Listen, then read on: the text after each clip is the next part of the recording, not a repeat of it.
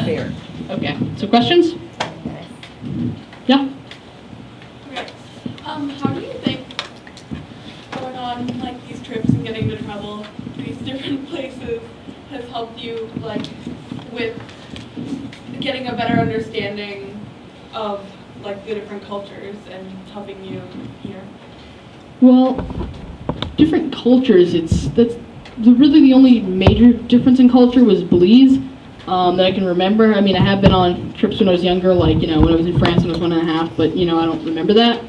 So, but it was really a shock. Like, when I came back and saw some of the houses in America versus, the nicest house would be a 2-room house with a, tile floor.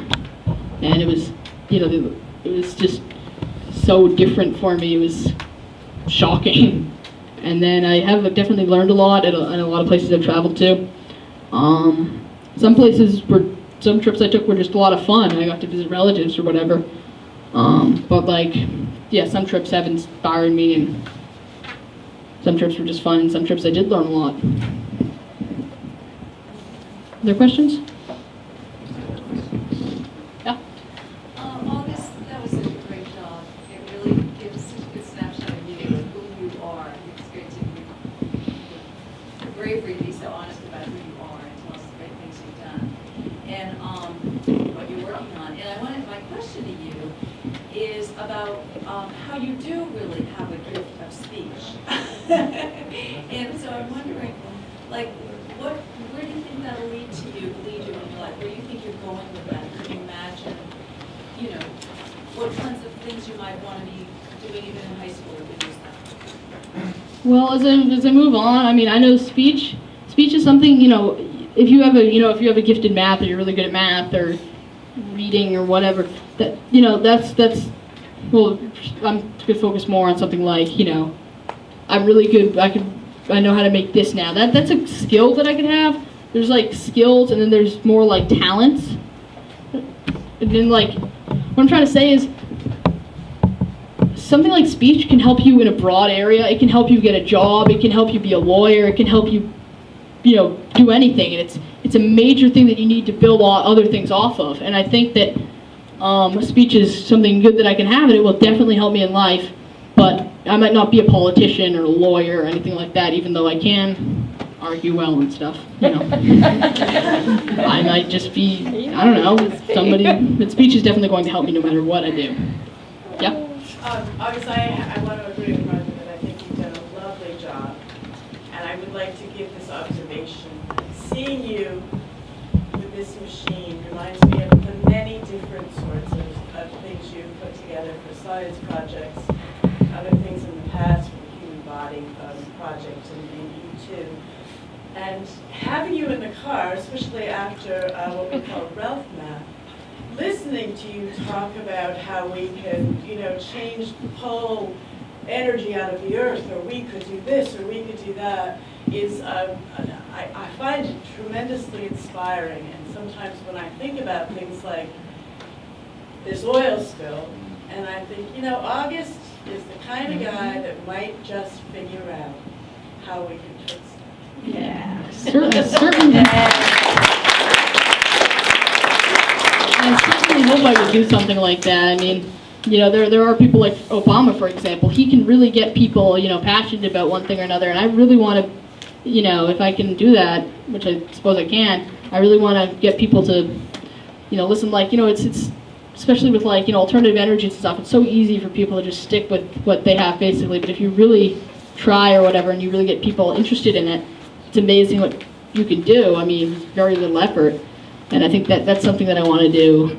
I'm not sure if I'll have the opportunity to do it, if I'll go down that path, but I definitely want to use my speaking for my powers for good. If it's not Star Wars or anything, but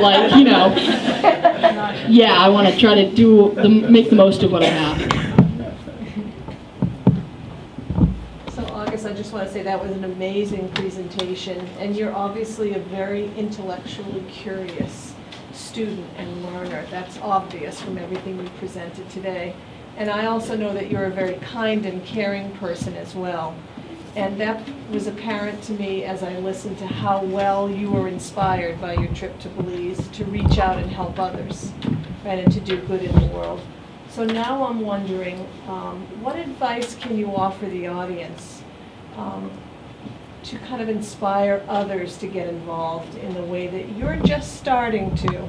And you're kind of just, we're getting a glimpse of that from you, and I'm wondering if you can offer advice to others.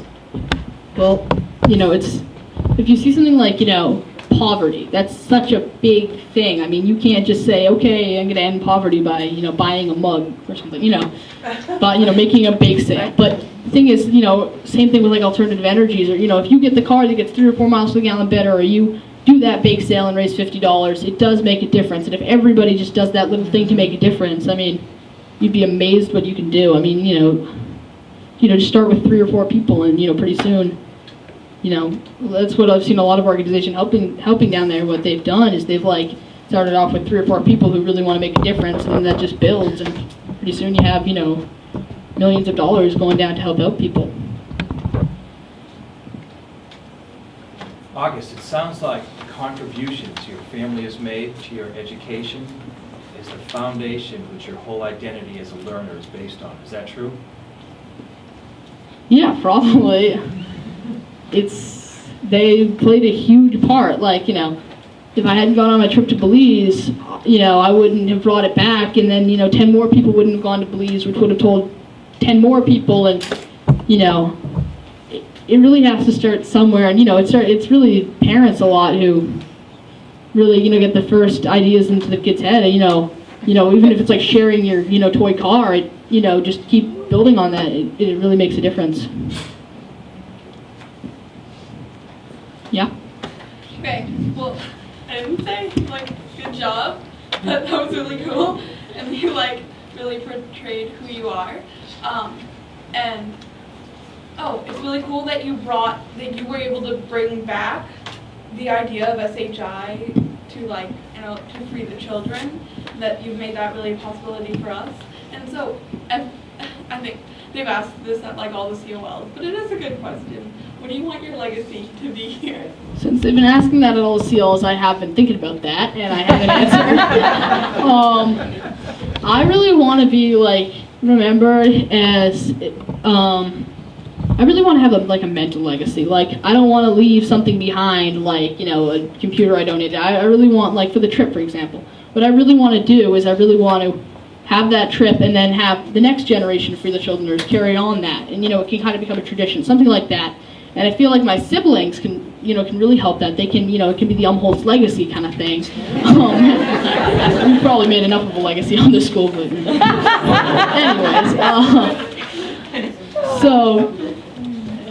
And I feel that we need, that I really want to be remembered as kind of a caring person, somebody who's interested and doesn't, pretend to be somebody who's like, oh, I don't care about it, whatever, kind of, it's not cool kind of thing. I want to be somebody who gets involved in something and really follows through with it and really does what they believe, even though it may not be the most popular idea or whatever. And I really think that I'm definitely so far been on that course that I really want to stay where I am now. And I think I have left a pretty good legacy as of now, and I want to make it even bigger in the last 2 weeks. I have RBCS. So, yeah.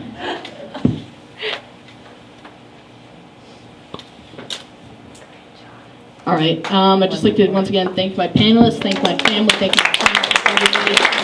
Thank Elias, and